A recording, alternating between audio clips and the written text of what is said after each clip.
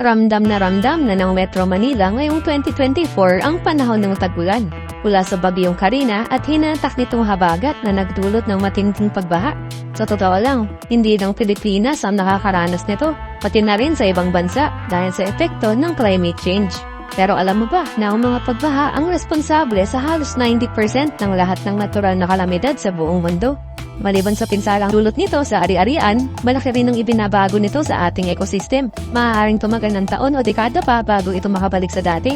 Ang climate change ay nagpapalala sa pagdalas ng matitinding pagbaha.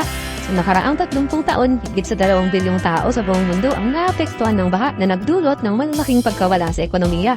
Tandaan, kahit maliit na hakbang ay may malaking epekto. Mula sa tamang pagtatapon ng basura, pagtatanim ng puno, hanggang sa pagsuporta sa sustainable urban planning. Lahat tayo ay makakatulong sa pagiging handa laban sa baha.